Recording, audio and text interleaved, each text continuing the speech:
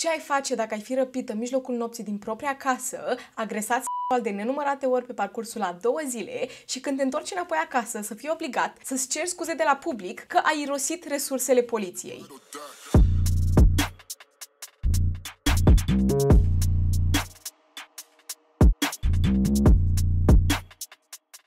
Salutare, fan true crime, azi zi de traumă și dacă sunteți noi aici, ei bine, eu sunt Ceci și aici vorbim despre cei mai oribili criminali pe care am putut să găsesc vreodată. Ați înțeles deja din intro, acest videoclip este extrem de deranjant, așa că vă propun să lăsați mâncarea aia deoparte. Dar dacă sunteți deja subscriber, poftă bună! Ne ducem în Vallejo, California, în 2015, unde locuia acest cuplu format din Aaron Quinn, în vârstă de 30 de ani, și Denise Haskins, care avea 29 de ani. Acest cuplu era împreună de câteva luni și Aaron tocmai ce ieșise dintr-o relație foarte serioasă, unde fosta lui iubită l-a înșelat. Pe 23 martie, la ora 1 după amiaza, în 2015, Aaron sună la poliție, spunând că iubita lui Denise a fost răpită în mijlocul nopții. Bineînțeles că autoritățile se grăbesc repede la el acasă și povestea stă în felul următor. La ora 3 dimineața, cu 10 ore în urmă, 2 bărbați intră în casa celor 2 și aparent sunt îmbrăcați în wetsuits. Ce sunt wetsuits? Practic acele costume cu care mergi în mare, în ocean, când te duci să faci surf sau pur și simplu vrei să te încălzești pentru că apa este prea rece. I-au trezit pe amândoi în mijlocul nopții și i-au pus să stea cu fața la pământ, după care le-a legat mâinile la spate și l-a trimis pe Aaron în dulap. I-a pus la ochi această pereche de ochelari de înnot, acoperiți cu bandă izoleră neagră ca să nu mai vadă absolut nimic, după care i-a pus niște căști pe urechi. Din acele căști se auzea o voce care spunea că sunt jefuiți, urmează să-i dea niște sedative ca să poată să-l adoarmă și că dacă nu cooperează, urmează să injecteze acele substanțe, așa că trebuie să coopereze, n-are nicio șansă. I-au spus cum îl cheamă, unde lucrează și foarte multe detalii din viața lui. I-au cerut parolele de la laptop, telefon și pinurile de la conturile bancare, ca după să-i spună că iubita lui urmează să fie răpită, dar să fie dusă deoparte și că va trebui să plătească o sumă de bani ca să o primească înapoi. După care se oprește această voce din căști și deodată se aude vocea unuia dintre bărbați către celălalt bărbat care spune: "Băga-mi și picioarele, asta nu e Andreea." Cine este Andreea? Fosta iubită a lui Aaron. După care zice: bine, hai că o luăm pe asta și să sperăm că putem să luăm măcar $15,000 de pe ea." După care se aude cum Denise este luată pe sus, băgată în portbagajul mașinii și pleacă. Aaron se trezește a doua zi la ora 1 după amiaza, după 10 ore, și după ce și-a deschis ochii s-a uitat pe jos și a văzut că era un pătrat făcut din bandă izoleră roșie și deasupra pe tavan era o cameră de supraveghere. Telefonul era în fața lui deschis și a văzut că a primit un e-mail de la un alt e-mail care îi aparținea tot lui, pentru că oamenii mei i-au furat laptopul și practic comunicau cu el prin e-mailul lui. Iar unul din e-mailuri spunea că trebuie să trimită 2 tranzacții de $8,500 fiecare. Polițiștii, bineînțeles că se uită prin jurul casei, găsesc legături de cablu, găsesc acest pătrat roșu pe jos, găsesc această cameră de supraveghere, realizează că laptopul lui nu mai este acolo, nici mașina lui nu mai era acolo, da, acești răpitori au plecat cu mașina lui și când s-au dus sus în cameră unde s-a întâmplat toată tragedia, au văzut că această cameră era lună și bec. Era efectiv, mirosea a chimicale. A fost spălată milimetru cu milimetru și s-a dat cu aspiratorul înăuntru. Acum luați 2 secunde să vă gândiți la toată această poveste ca scoasă din povești și faptul că omul meu a stat 10 ore să sune poliția. Așa că automat autoritățile l-au luat la interogatoriu. Și întrebările erau în felul următor: oamenii erau îmbrăcați în wetsuits și v-au pus ochelari de not la ochi și ți-au furat iubita? Haide, spune-ne, te rog frumos, mai multe despre iubita ta. Ce s-a întâmplat? Cum este relația voastră? Iar Aaron le recunoaște că Denise era supărată pe el în acea seară pentru că a găsit în telefonul lui mesaje cu fosta iubită. Așa că după câteva ore bune de întrebări, polițiștii au spus în felul următor: story you're telling here, I ain't buying it all. You got to think about how this is all going to play out. Now I'm making you think about. I'm telling you what. Listen to me. There ain't no frogmen came into your house. Nobody dressed in wetsuits or. It didn't happen. I don't think this happened intentionally.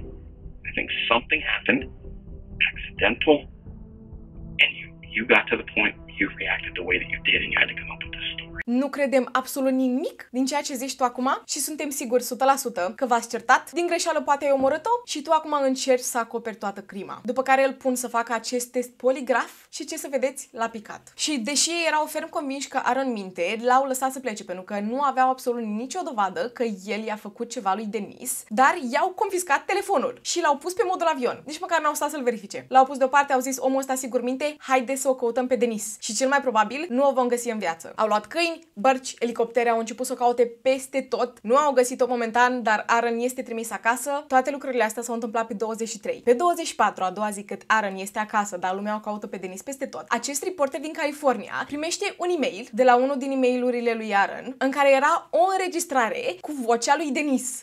Okay, my name is Denise Huskins. I'm kidnapped. Otherwise, fine. My first concert with Bethany and her mom to Blink-182. Bad Religion. Earlier today, there was a plane crash in the Alps. 150 people died. 25 martie, la 2 zile după această răpire, cine este văzută pe stradă care intră în casa părinților ei? Denise Huskins. Ea a fost lăsată în Huntington Beach, unde era casa părinților și practic a fost lăsată la acea adresă pentru că aceea era adresa de pe permisul ei de conducere și Huntington Beach era la 6 ore distanță de Vallejo, de unde a fost răpită. E un miracol! Răpitorii au lăsat-o în viață, au lăsat-o să meargă înapoi acasă. Ce s-a întâmplat în aceste 2 zile? Bineînțeles, polițiștii se duc, o iau pe Denise, o duc la secția de poliție, o iau la audieri, iar povestea lui Dennis stă în felul următor. A fost luată de acasă exact aceeași poveste pe care a spus-o și Aaron, da? Exact aceeași poveste. A fost luată de acasă, pusă în acest portbagaj de mașină și deodată a adormit pentru că și ea a fost pusă să ia aceste sedative și s-a trezit a doua zi în această casă legată de pat cu legături de cablu. Faza este că și în acea înregistrare și în momentul când a ajuns la secția de poliție era extrem de calmă. Era foarte calmă. A zis că în astea 2 zile a fost pusă să țină acei ochelari de înot pe ochi aproape 24/7, era lăsată să meargă la baie, era lăsată să se spele pe dinți, i-au dat mâncare, avea un pat foarte confortabil și în momentul în care a fost lăsată să plece, da, i-au dat înapoi geaca și poșeta, pentru că le-au luat în momentul în care a fost răpită. A fost întrebată dacă a fost agresată și ea a spus că nu. Denise a fost lăsată să plece acasă și în următoarele ore, șeful poliției face un anunț în fața reporterilor. So, it's confirmed that Mr. Aaron Quinn and Miss Denise Huskins are in a dating relationship. And from this point forward, I will not refer to them as a victim or a witness. That is a tremendous amount of resources that, in my opinion, was wasted. But I can tell you in the grand scheme of things, Mr. Quinn and Miss Huskins has plundered valuable resources away from our community and has taken the focus away from the true victims of our community. În caz că n-ați înțeles ce s-a zis în acest anunț, autoritățile au deschis o investigație în care îi acuză pe Aaron și pe Denise că au irosit timpul și resursele poliției. În engleză se numește hoax. E practic când au mințit autoritățile, da? Când au făcut o farsă, să spunem așa, și practic au vrut doar să câștige atenția publicului și în următoarele săptămâni Denise este trasă prin noroi de către toate social media-urile, toate ziarele, toate posturile de televiziune în care o compară pe această femeie cu actrița principală din Gone Girl. Dacă nu ați văzut Gone Girl, nu e nicio problemă, nici eu nu l-am văzut. Este practic această femeie care a înscenat faptul că soțul ei a ucis-o după ce a aflat cu o înșeală. După ce toate aceste acuzații au ieșit în față, Denise a decis să se ducă din nou la secția de poliție și să spună că a mințit cu ceea ce s-a întâmplat în acele 2 zile. Ea, de fapt, a fost agresată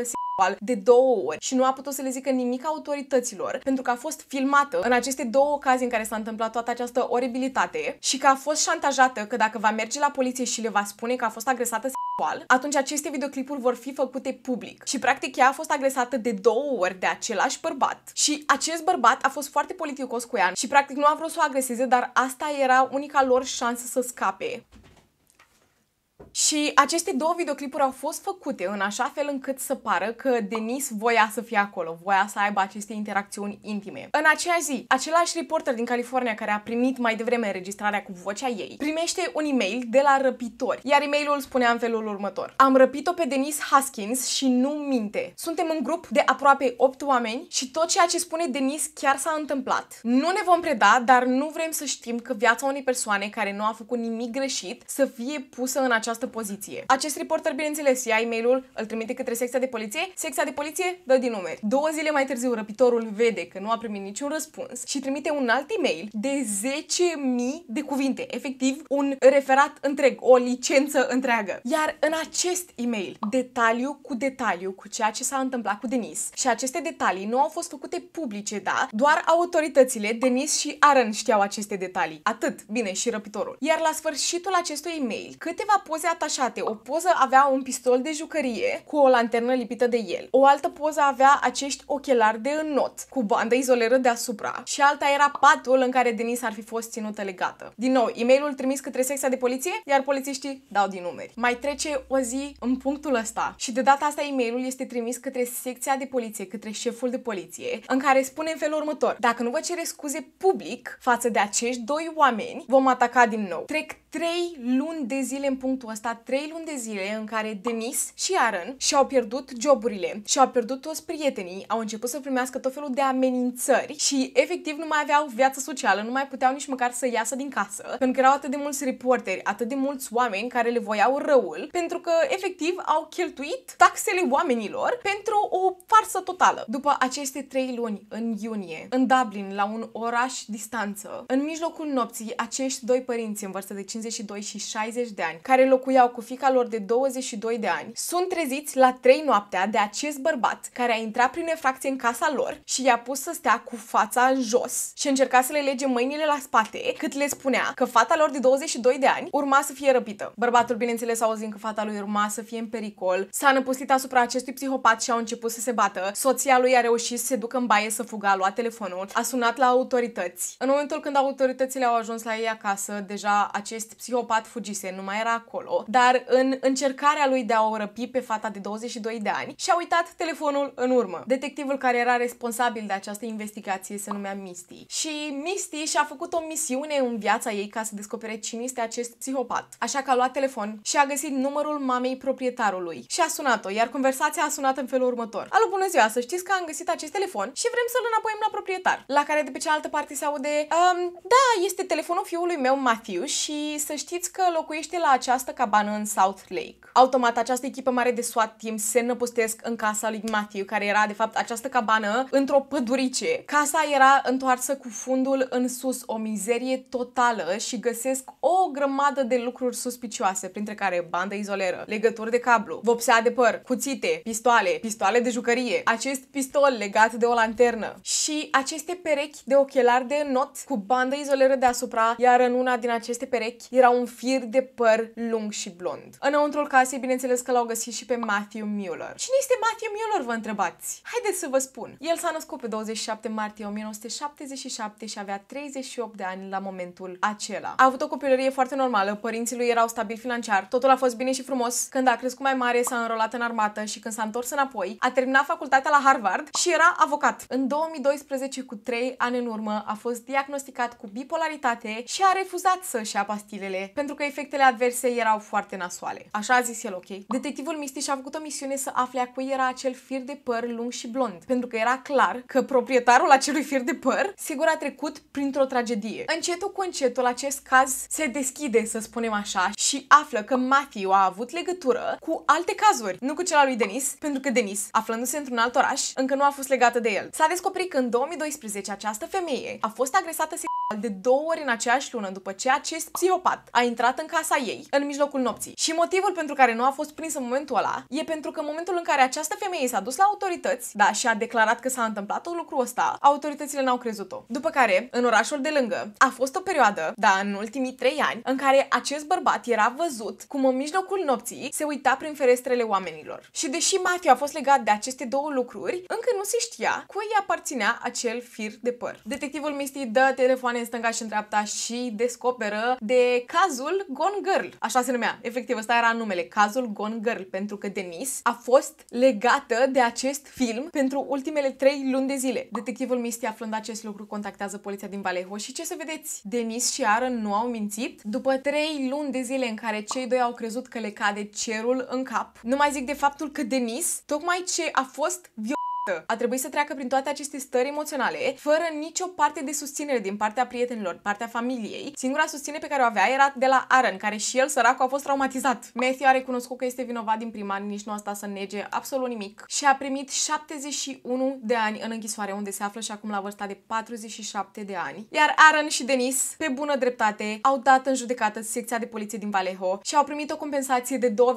milioane, ceea ce mi se pare superb, foarte bine pentru ei. În ziua de astăzi, cei doi sunt căsătoriți și au 2 fete și au reușit să scoată și o carte bazată pe toată această tragedie. Și știu că toată treaba asta pare că are un final fericit, dar eu am 10 de întrebări. Vă rog foarte mult. În primul rând, de ce ținta inițială era de fapt Andreea și nu Denis? De ce? Nu s-a aflat niciodată. De ce Andreea trebuia să fie cea care era răpită? Nu avea nicio legătură cu cazul ăsta. Nu mai era cu Aaron de câteva luni împreună. Și dacă Matthew știa toate lucrurile astea despre el, dar toate detaliile din viața lui, unde lucrează, unde locuiește, cum de nu știa că nu mai e împreună cu această femeie? Și în al doilea rând, în e-mail nu zicea că erau mai mulți bărbați? Când Denis a fost răpită, nu erau vreo 3 bărbați acolo acasă? Unde sunt restul? Nu se știe. Este 2024, au trecut 9 ani de la această tragedie și încă nu se știe cine erau restul de bărbați. Dacă erau alți bărbați, le-a trebuit autorităților din Vallejo aproximativ un an de zile ca să își ceară scuze față de cei doi. Oamenii mei încă se băteau cu pumnul în piept că au făcut ceea ce trebuie. Ei deschiseseră o investigație ca să-i facă pe cei doi responsabili că le-au irosit timpul. Nu știu, mi se pare teribil să se întâmple o chestie de genul, să mi se întâmple mie o chestie de genul, ca după să mă duc la autorități și autoritățile să nu mă ajute absolut deloc. Așa nebunii. Mă jur că așa nebunii. Dar dacă am atât a fost acest caz, sunt tare curioasă dacă știați deja de el și dacă știați și a stat aici doar pentru fața mea. Vă mulțumesc din suflet, vă iubesc enorm. Vreau să vă aud părerile în comentarii. Știu că o să spuneți că acest caz nu a fost unul atât de teribil și că nu a murit nimeni și că acest caz poate a fost plictisitor pentru unii dintre voi, dar vă rog frumos să vă țineți opiniile pentru voi, pentru că până la urmă vorbim de niște oameni reali care au suferit. Și dacă nu vă convine, duceți-vă și uitați-vă la Happy Tree Friends. Mulțumesc frumos! Nu glumesc, nu vă uitați la Happy Tree Friends. Băi, dar lasă-mi lampa în pace! Am 2 pisici aici pe pervaz care s-au plimbat în această cameră pentru că sunt singură acasă și au nevoie de suport emoțional. Nu-mi dau ele mie suport emoțional. Și acum mi-a distrus tot. Care e asta? Miții. Știați că Miții are anxietate? Vreau să mulțumesc în special membrilor acestui canal care mă susțin și în felul ăsta. Să știți că vă iubesc din suflet și apreciez tot ceea ce faceți pentru mine. Acolo aveți videoclipurile în avans. Te-ai scurs? Și diferite story time-uri din viața mea personală. Nu uitați că sunt pe Instagram, pe TikTok, pe Twitch, unde intru live în fiecare duminică seara la ora 8, unde vorbim despre cazuri românești și în timpul săptămânii, dar vă anunț la mine pe Instagram. Nu uitați să lăsați like, com, share, tot ce se zice la finalul unui videoclip de pe YouTube. În fiecare miercuri seară la ora 6 și sâmbătă dimineață la ora 10 facem o premieră, iar miercuri seară la ora 6 dăm un membership cadou unui privitor care este foarte activ la noi pe platformă. Este aleatoriu, nu vă panicați, nu alegem noi personal. Nu mai știu ce să mai zic, ce se mai zice la finalul unui videoclip. Nu mai știu. Până trauma viitoare, stay safe. Tu, fata mea, tu, iubita mea, eu te iubesc pe tine, puiule, eu te iubesc pe tine și oamenii te iubesc, dar sunt oameni care sunt aici pentru cazuri și tu te bagi în videoclipul meu. Bună ziua!